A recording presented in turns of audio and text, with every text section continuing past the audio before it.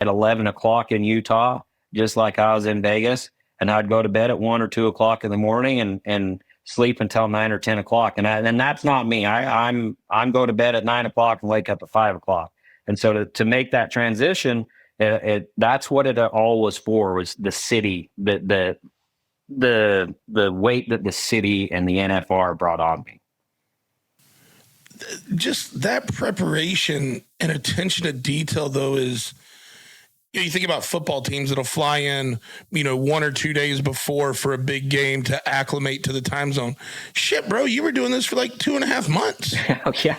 You know what I mean? Like that's having your eye on one prize throughout the whole year. Like you talked about, the regular rodeos were practice, and then to change your daily regiment to make sure you're prepared for that 10 days.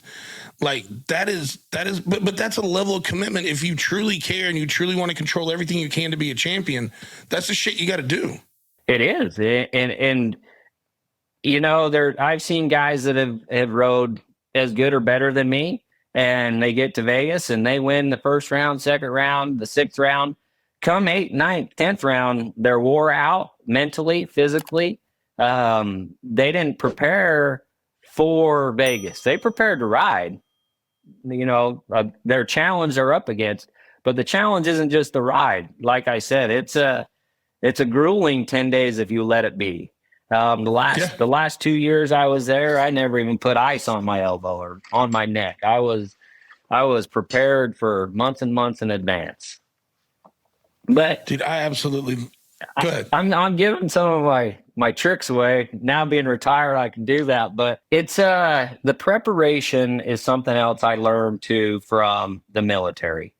I knew what working out was. I can do push-ups and sit-ups, but to actually train with a purpose is something I learned from our military.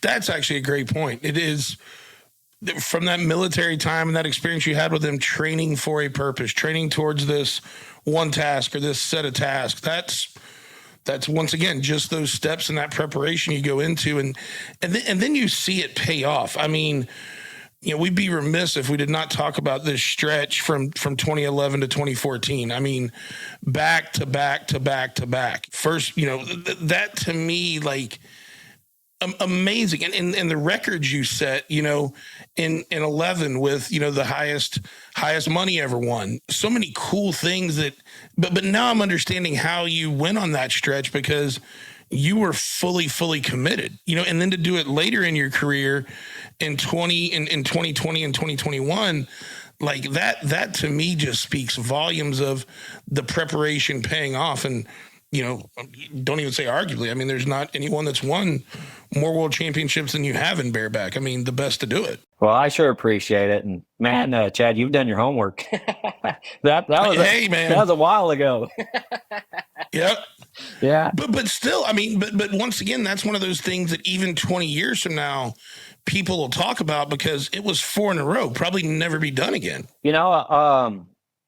I appreciate you bringing that up, because from 11 to 14, I had no distractions. I started a family, but my wife was on my team. I started riding better, rodeoing better when I got married. She was on my team. She's my biggest supporter. And so I credit a lot of my success to my wife and alleviating a lot of the stress at home. There's a lot of things that go on at home that you have no control of when you're out on the road. And so to have the team that I have the support that I have had, they understood what I wanted. In 2012, I had won my first world title in 11 and set a lot of records. In 12, I wanted to beat those records. And we were at Thanksgiving as a family, and I'm a horrible eater. I like sweet things, and my mom she's an amazing cook, and she just kept bringing me plates of food, and I'm like, no, I'm a month away. No, I'm a month away. And I finally said, Mom, I'm starting to get bugged. I feel like that you're not on my team and you want me to win another world title. And I'm being damn serious right now. And she's like, oh, I'm so sorry. Okay, I get it now. I'm so sorry.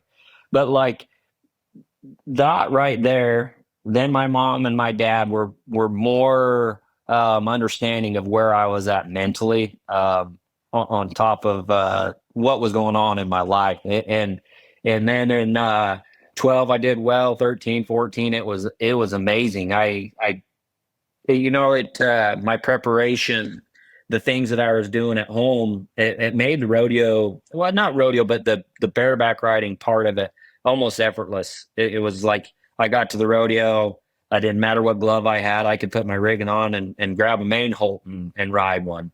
And but humbly saying, but that little stretch from 11 to 14, um, life was fast. A lot of things were happening, a lot of winning, a lot of interviews, a lot of people approaching me, a lot of people pulling me from different directions. And then in 15, when my dad was sick, it was like um, my strength to push away distractions was gone. I was looking for a lot of I needed loved, I guess you could say. I don't know if that's the right way to say it, but grieving is something that everybody does different. And I Mm-hmm. was I was pushing everybody away. I didn't want to talk about it. I didn't want anybody, I'd go to the rodeos, and every rodeo I went to, there was a tribute to my father, and it was like, gosh damn it, I got to ride a bucking horse. I'm here to win. And then I Yeah. started, I was distracted. I'm not saying that my dad caused that or anything like that, but I allowed a lot of distractions to happen in my personal life. And then 16, 17 were slumps. I remember I had a dream of winning the American and winning the $1 million. I just bought a big new piece of property. Money was tight. I didn't know if I was, going to be able to get back on top again and be dominative. And then I won the American. I had Virgil. They did big tribute to my father, and it was like, man, to myself, I was saying, you have been such a bitch. You get to go and ride bucking horses. You get to go and do these things. No one has ever asked you to do it. This is all on your own terms. And a light switch went off, and it was like the bulb came on, and I had a second chance. And so 19, I refocused. I wrote down my goals like I used to, completely career oriented.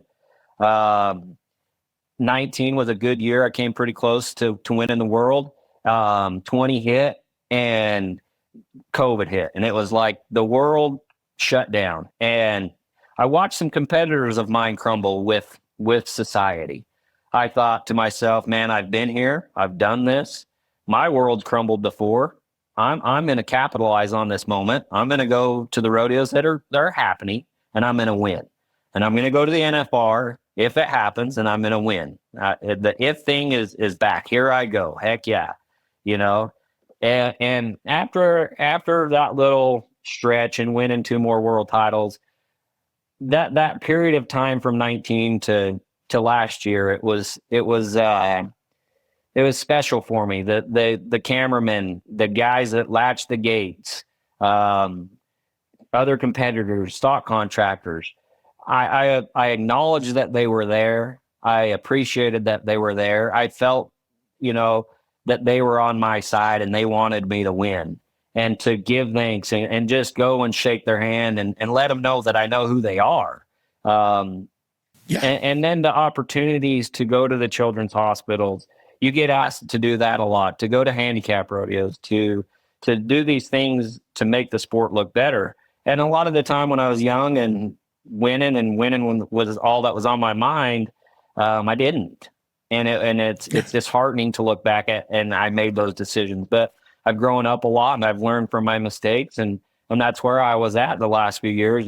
And to win the world in 21 and 22, or 20 and 21 again, um, means more to me than the first four, just because what life brings, and the obstacles Sure. that you have to get through. Yeah. Well, and I feel like too, like, and hearing you describe that, like, you were more mature with those last two and those last really 4 years of your career, to where you felt like maybe you were a better champion, right? Like you took all the opportunity that came along with it instead of just, all right, boom, now we got to start focus on winning the one the next year. You know what I mean? Did I say that right? Or I don't want to put any words in your mouth, but that's the way I took it. I'm a very spiritual guy, and I pray a lot, and not that I was asking for what is my purpose, but I'm a tool for our Heavenly Father, for God. I'm on a pedestal for a reason. He's given me these opportunities to become who I have, and I can't even give thanks. Like, I'm on this pedestal for a reason, to make a difference in other people's lives. This is an opportunity that I can better other people's lives for the better good, and Yeah. I think that just comes with age and experience, but almost dying and saying a prayer, if you keep me alive, I'll do this. So yeah. So and actually, that's a great segue. I would love to talk about that accident you had in 19, because a couple of things. One, it kind of helps us transition to one of the things you're doing in life after riding right now. But tell me a little bit about that day, about that wreck, like was it one of those days, how did you feel, like the whole 9 yards, kind of going into it, like how did that day set up, and then the aftermath? So there's one record I don't hold, and that's the highest score ever. And I thought that was the day. I had Killer B, the world champion bucking horse.